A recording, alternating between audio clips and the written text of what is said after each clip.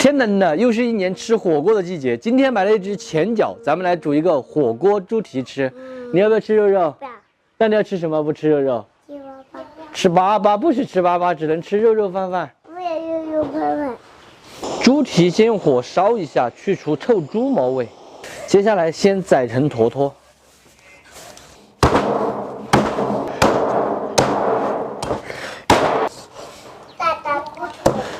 冷水下锅，先焯一下水，来一点姜葱、花雕酒，焯开后打去浮沫，煮5分钟，捞出来冲洗干净。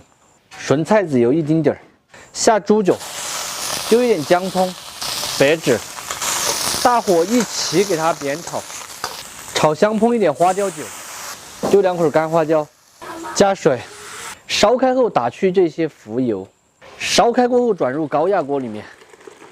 盖上盖子，上气后用小火压10分钟。接下来我们开始打火锅的汤底，名扬火锅底料来上1块，姜葱、醪汁儿，压好的蹄花连汤给它倒进去。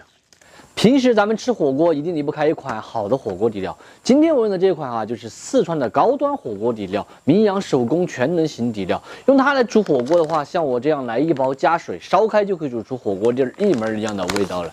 平时炒菜烧菜用的更多，尤其是在煮鱼的时候，切那么1丁点儿进去哈，整道菜香味和口感都会提升很多。名扬火锅底料大家都知道，高端品牌卖的非常的贵哈，在超市里面。现在咱们搞活动，3包450克大方砖只要59块8，并且还包邮，相当于这样子1包大方砖20块钱都不到，真的特别的划算。喜欢我同款底料的朋友，点视频上方链接去购买就可以。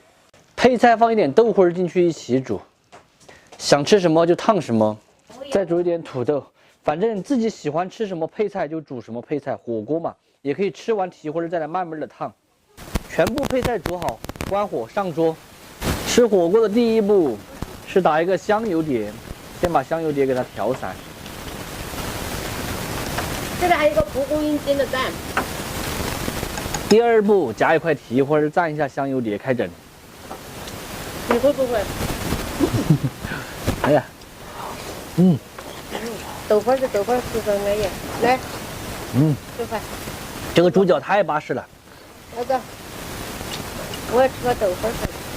哎，这块好。全部好都是钱，还是手工烤的。都是前提。